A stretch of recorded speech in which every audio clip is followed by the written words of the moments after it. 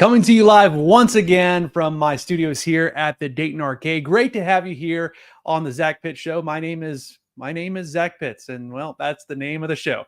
Hey, well, it's great to have you here. I hope that your Thursday is off to a great start. And let's just go ahead and jump right into things. I'm excited about today's guest and today's topic because, as you know, especially in 2024, the world is just nuts. It's so easy. So easy to be consumed by all the negativity and all the things that are going on in the world when you're constantly consuming media. You're constantly around people who may be toxic, whatever place that you find yourself in your day-to-day activities. It's very easy to get consumed in that minutia, as my mentor likes to put it. And sometimes I find myself in that boat, and it's just so easy to get sucked in. So the important thing is finding that space, that circle of people that will make you the best version of yourself. And that's why I'm excited to bring on a good friend of mine who has a really cool organization that I would love to be able to share with you. So without further ado, I'm going to bring on to the show, this is Darshil. Darshil, how are you? I am doing well, thanks. I'm glad to be here. Yeah, I'm glad that you're here as well. And the reason that you're here today is we're talking about an organization that is near and dear to your heart. It is something that you created. It's called Circle of Roots. And we got to know a little bit more about it. First off, when did you start and what's it all about? I started about 5 years ago in 2019. And it's really just about creating spaces where we can slow down and we can go within and reconnect with ourselves and one another and reconnect with nature. So it's pretty simple. And you're someone who's always been very engaged in the community and making sure that people have resources to be the better versions and the best versions of themselves. And Circle of Roots, when you started this thing, did you know that it was going to grow to the level that it has?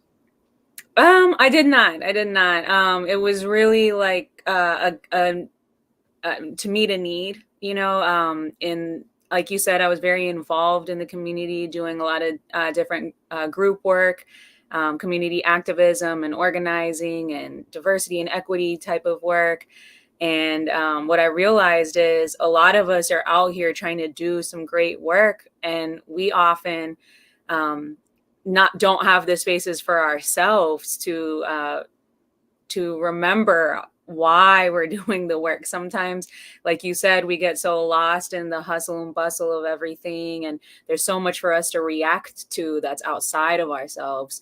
And so sometimes we can lose sight of our own needs and the, relational building that is important to do the work that we're trying to do. So I wanted to just create spaces where we could really just set our intentions and focus on that side of things. Well, let's jump right into some of the work that you do on a day-to-day basis. And you've got a lot of interesting things here. So let's go ahead and jump right into the first one that you have here, cultural humility workshops. What's that all about?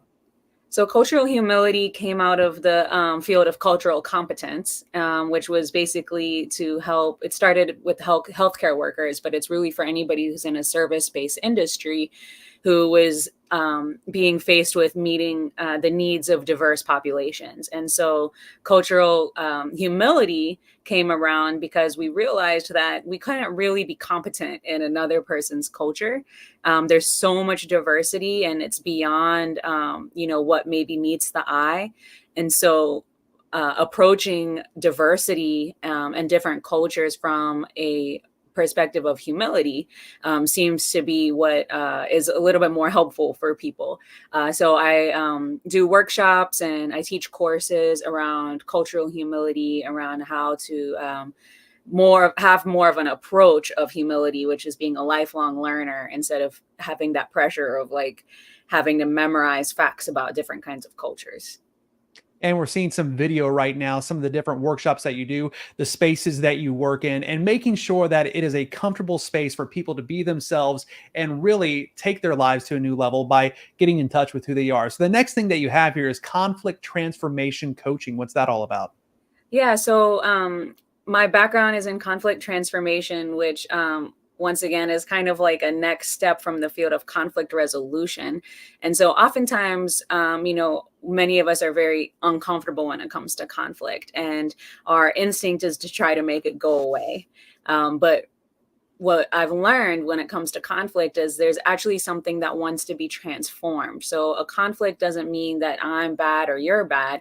It just means that something in our dynamic or within one of us is calling to be changed. And that's just a natural part of life, change. So conflict transformation coaching is really where I can support you as an individual, or maybe you're a leader of an organization and there's some conflict going on inside of your organization, and really just breaking it down, all the layers of what may be actually happening there, and what pieces are calling to be transformed so that everybody can work better together moving forward.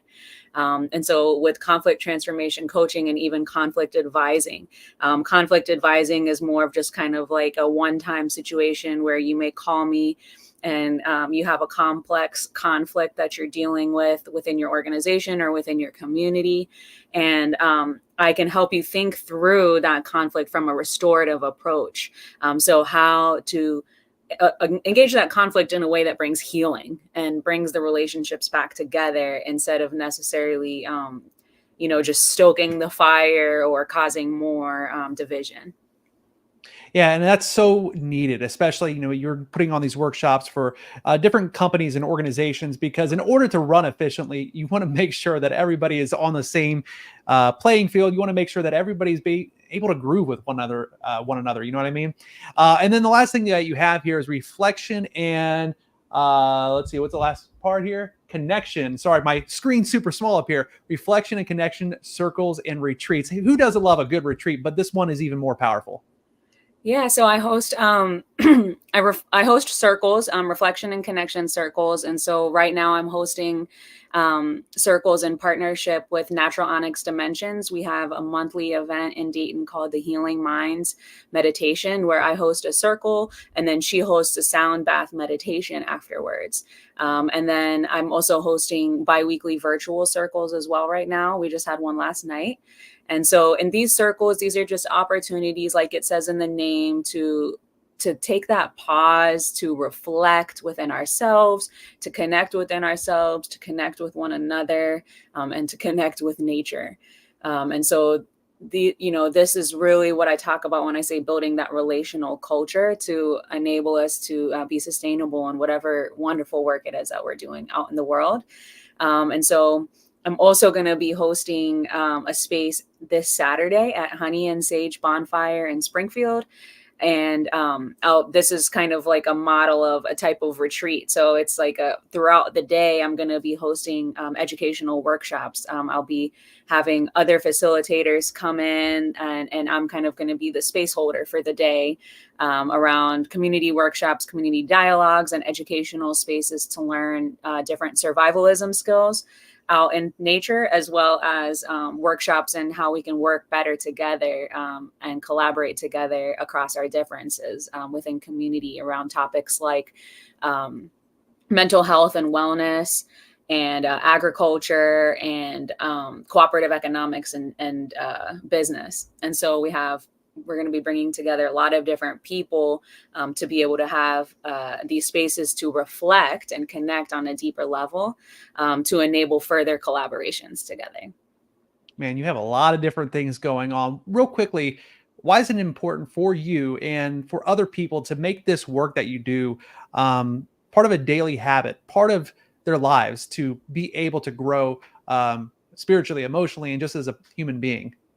It's really important because, like you mentioned, there are so many distractions and things outside of us, and then that can cause us to feel drained. A lot of us especially those who do service-based work, we're constantly pouring out, but we've learned these self-sacrificial models that we're overly sacrificing ourselves, and that can actually impact the integrity and the quality of the work that we're providing to people. And so in order to continue to do the highest quality work with the most integrity, we need to ensure that we take that time to be balanced and go within, as well, as much as we're focusing on the external, to focus back on the internal, so that, once again, not just the quality of our work, but the quality of our relationships and just our general well-being, so we can enjoy the fruits of our labor. right? And so it's so important. And then on top of that, if we're trying to do work that's community-based work, we're trying to do work with groups of people, then building that trust is so key. Because especially in these times, there's so much division across our differences. Many people are afraid of differences, and we don't know how to navigate our differences. So being able to come together intentionally where we can honor and uplift our differences can make everybody's situation thrive even more. That is awesome. Wise words from Darshil here on a Thursday. Hey, real quickly before we let you go, what's the easiest way that people can get in touch with you, sign up for some of these workshops and some of these other services that you offer? Not to mention that that really cool retreat that you're hosting this weekend. I believe you said on Saturday. What's the easiest way people can get involved? They can get in touch. They can participate in that event this weekend. Yeah. So if you go to eventbrite.com and you type in Honey and Sage, then you can get to the Honey and Sage bonfire event.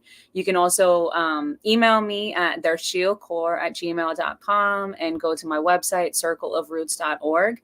You can also find me on Instagram and Facebook, just with my name at Darshil Kaur. And there's a plethora of information there about all of the upcoming events. Honey and Sage Bonfire, Healing Minds, meditation, and the virtual circles.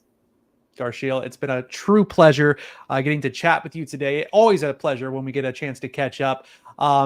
Looking forward to this weekend. Again, go to eventbrite.com/honey and sage to get your tickets. It's something that's going to be an absolute blast. I can already tell you, I can feel it. I know it. I can see the future. And Darshil, you are doing some great work here in your local community. And I thank you for taking some time out of your day to tell everybody about it. Yes, thank you for having me and for hosting this. You got it. All right. Have a good day, everybody. We will see you next time here on the Zac Pitts Show.